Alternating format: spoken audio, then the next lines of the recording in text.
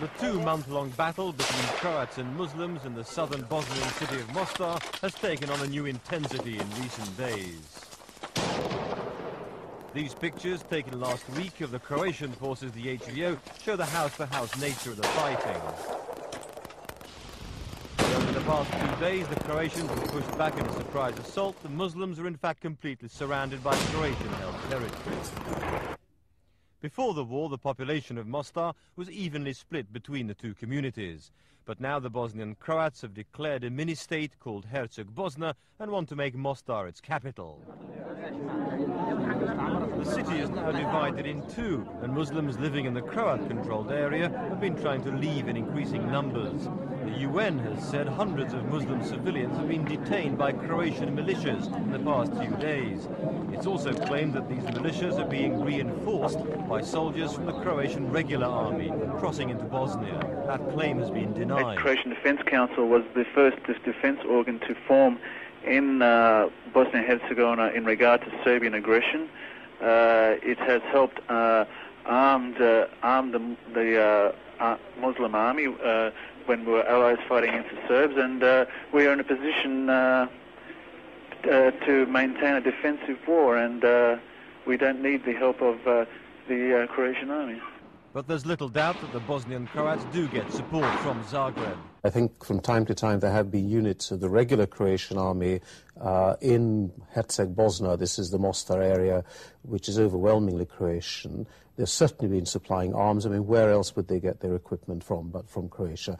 There are many people in Zagreb, many of them from Herzegovina originally, including the Minister of Defense, man called Sushak, who would basically like to annex Herzegovina to Croatia. They want to do a deal with the Serbs, and they simply don't want to. They want to push the Muslims to one side. The Croatians are being viewed as aggressors in the Bosnian conflict by more and more of the outside world, even by their most ardent one-time supporters, the Germans. In London today, the German Foreign Minister Klaus Kinkel appeared to back his British counterpart Douglas Hurd, who yesterday threatened economic sanctions against Croatia.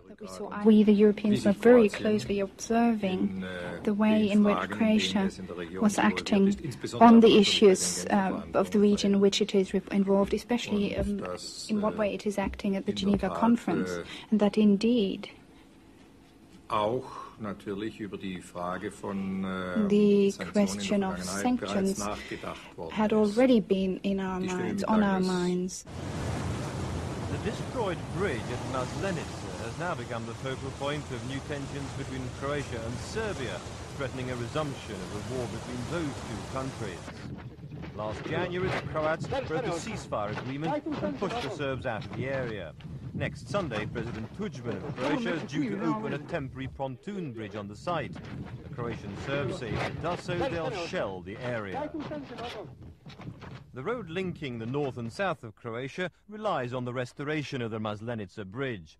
Rebel Serbs have formed the self-styled Republic of Krajina on a third of Croatian territory. In this latest flare-up, they've been shelling the city of Zadar near the bridge, also Osijek, the scene of bitter fighting in 1991, and Karlovac, a key strategic town just half an hour's drive from the Croatian capital, Zagreb. The UN, fearing another all-out war between Croats and Serbs, today called for calm. I'm very sorry, but they can't.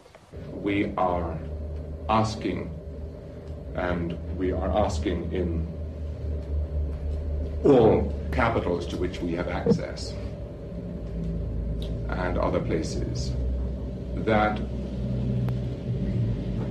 the maximum restraint should be shown by both sides at this time to enable a possible deal, an agreement, to be negotiated.